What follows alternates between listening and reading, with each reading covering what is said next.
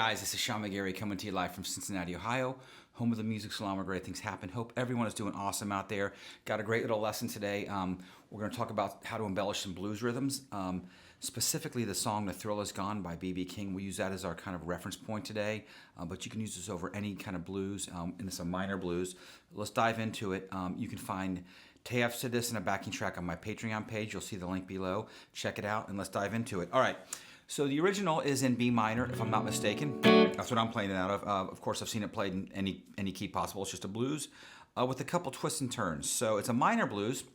You know, a lot of blues will start off in the dominant 7 chord, but this is a nice minor sound. So what I'm doing is I'm playing up here on my root A bar chord, and I'm just playing a minor 7. Now let's just play the original straight through, okay? If I did nothing other than just this, B.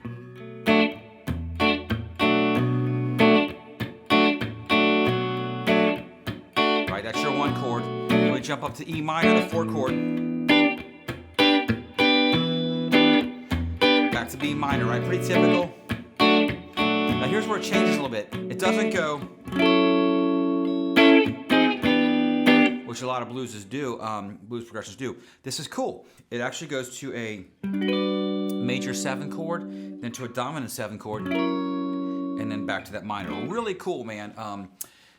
Just so much you can do with this.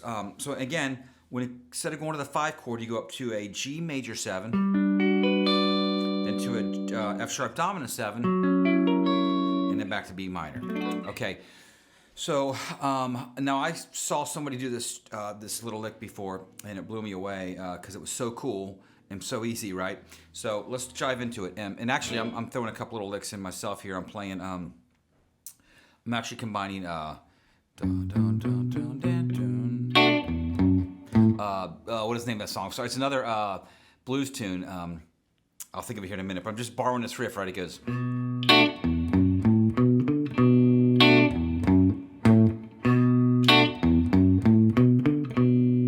So I'm throwing that little lick in. It's like an A and B line. So one more time off the B minor 7, I'm going.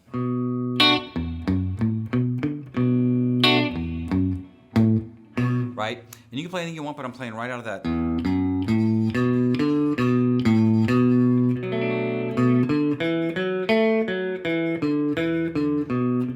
Okay, so that's over the first 4 measures. I'm doing that.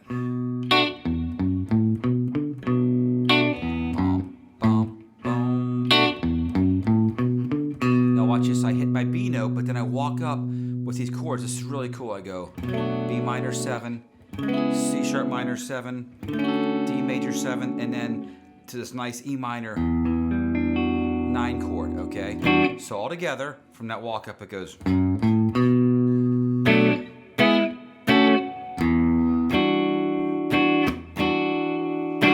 Back to B minor 7 riff. Now I don't do a riff there leading up to this next part. And this is nice. Now you can play. I love this chord. It's a G major 9. Okay. Now look at this voicing. So best way to think about that is think of your Jimi Hendrix chord, right? Most people should know this chord, right? The Hendrix chord, the E augmented 9 or the E7 sharp 9. So it's that chord, right? If you play it up here, well, just take that voicing, right? And then if you go like this. I'm sorry, there's the Hendrix chord, and you're just kind of moving these fingers around. So think Hendrix, I set up here, but then I flip these guys around. So I've got real beautiful chord. That's your major 9. That's a movable chord.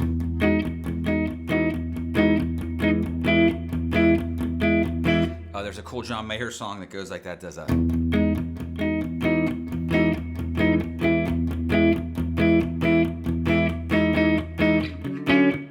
So anyway, instead of playing that major 7, we're substituting with that nice G major 9. Okay, now watch this. This is nice because then we're going to go to the Hendrix chord. But look at this. You know, when you keep these tonalities in, you hear this in a lot of jazzy stuff, you know what I mean? Like these nice voices that keep tones together. So here I'm doing that major 9. Then I do the F7 sharp 9 of the Hendrix chord. And it's still keeping that A note in there, right? And then, right?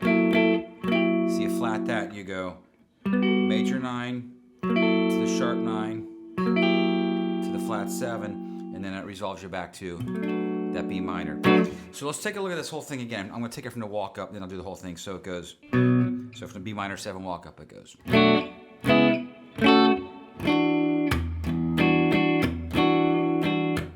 Back to the minor 1. Then we go up to this major 9.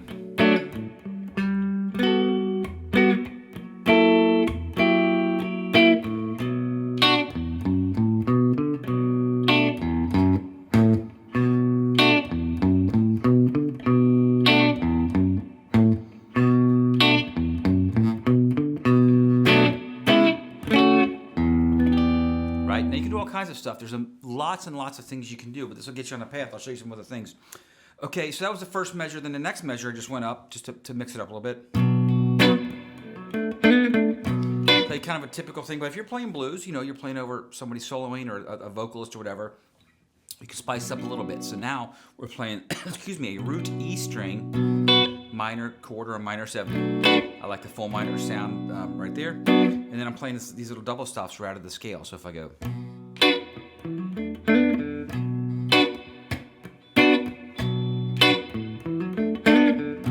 Right, and you can do anything out of that because this is right out of your minor pentatonic. So you got all these.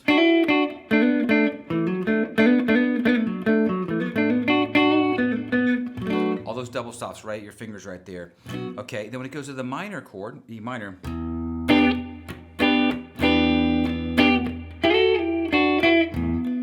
Well, again, I'm thinking of a little double stop. Look at that. There's my minor 7.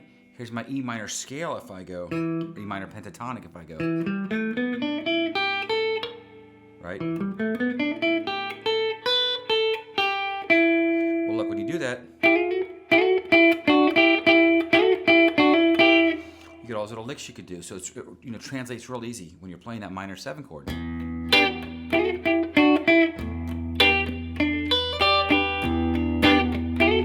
you got these nice chord extensions.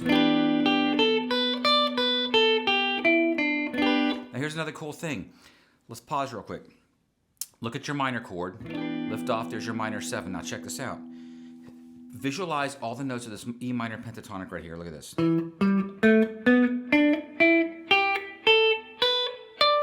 Now the notes of that scale that you aren't playing, you can add in with your pinky. So look.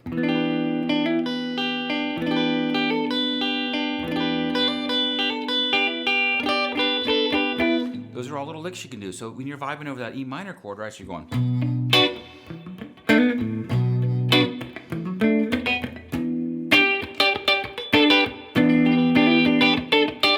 All that stuff is free game, man. You can just move that pinky around and you got embellishments all day long. Okay, and then it went up to, back to the little turnaround there. Now instead of playing the major 9 this time, we'll just play a regular G major 7 to a F sharp 7, and then back to the resolve. So that's what I played. Now there's a couple more ideas. Like sometimes I'll play this kind of thing if I'm up here going to this turnaround. I'll keep everything close, close together here. So here's another cool thing. So.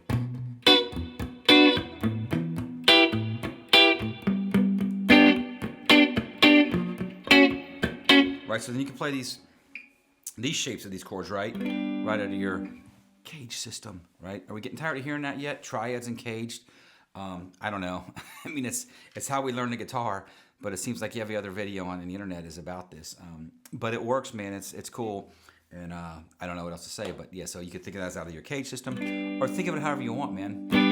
And like quick side note, when I learned all this stuff, man, I learned it.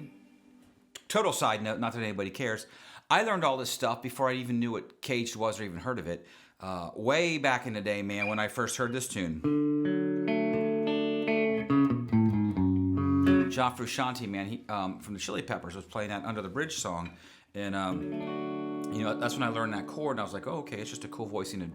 It's a fancy way of playing D, but I didn't know, this is like way before YouTube and the internet, and I really studied the guitar theory-wise. But anyway, so long story short, you can think of this however you want, man. But it's nice to know these sayings like triads and cage and all the stuff that we talk about. So, long-winded on a Sunday here. But anyway, look at this one more time. So I'm playing B minor, E minor, and look how this fits right here into our nice G major, really. You could hit all the notes. Look at that.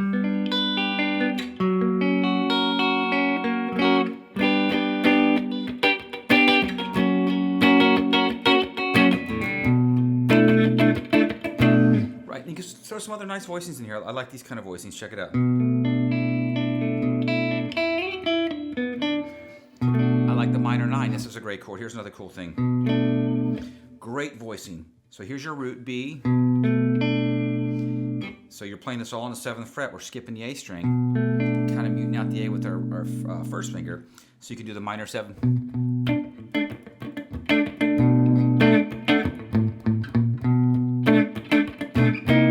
We could add the minor 9. Look, add the pinky.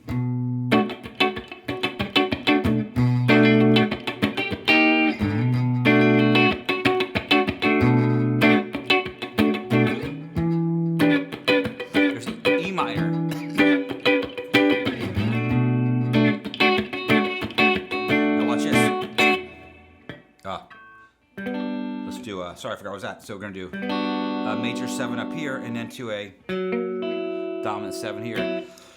But let me do this up here. So if I play, I'd probably play these shapes up here. So if I'm playing,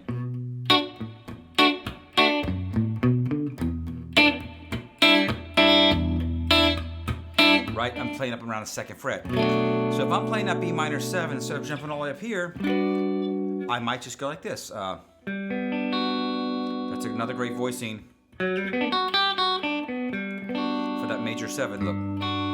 So there's G major 7. That's the stair-stepping chord. Da da da da. Oh, sorry. Okay, and then look at this. I could play F sharp 7 like that. So some neat ways to play around with that. Or you can even do something real simple. Look.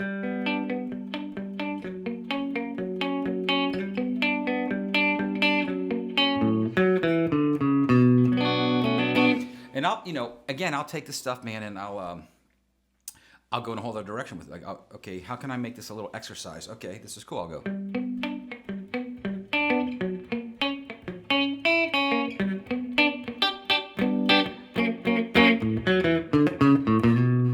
Okay, and always resolve that. So I was kind of playing around with that little half-step movement, and then I'm thinking, okay, there's my B minor, B natural minor, and I'm just walking down. So anyway, I'm not trying to get into a whole bunch of unnecessary stuff here, but it's all relative because if I go, I want you to see something real quick. Look, everybody look in here. We're going to go.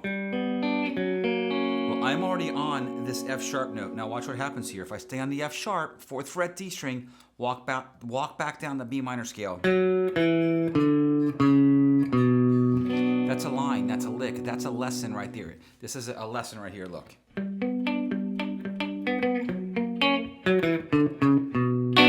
Practice that stuff all over the neck because you're hearing the tones, you're resolving the chords, and you're making music with this stuff, okay? But, if we stick true to what we were doing up here, I'm playing the full...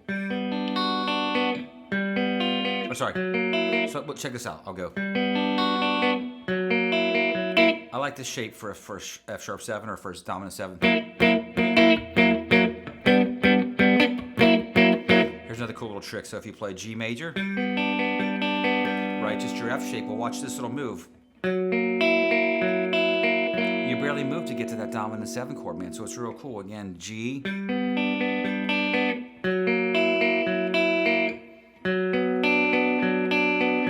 at this. Such cool stuff. Man, when you learn the guitar, it's neat because you learn all these different things. Of course, at the beginning I played all these. There was a theme to it. Now we're in kind of a little different direction, right? Well, look at this. The direction now is like, okay, how close can we keep things together? Look how that resolves right there to this triad. I'm gonna do that again because this is cool. So we're gonna go G, F shape G, dominant 7, F sharp 7. Look, hardly moved. Look at that. Practice this with me, okay? Just do that. Now watch this. Bam. A minor shape right out of that chord. It's a triad. It's a triad. It's a triad. Okay, right there. From than that. So, this is the stuff that's going to get you from playing, beginner stuff to the next level. Nice intermediate stuff that's not that hard. You just got to know a little bit about the fretboard. Okay, guys and girls, I hope this helps you out a little bit. These are just some basic ideas. Now, I'm going to do a follow-up on this lesson because, and there's a million lessons on this tune out there on the internet, but and there's a reason why. Because A, it's a great tune. B, it was B.B. King did the original. As far as I know, he wrote this tune. And C, there's some incredible soloing concepts you can do because of the chord changes. So we'll have a part 2 to this, but enjoy part 1. Again, if you want the tabs of this and a backing track, please click on the Patreon page. Hit the like and subscribe button. And thank you guys so much. We'll see you soon.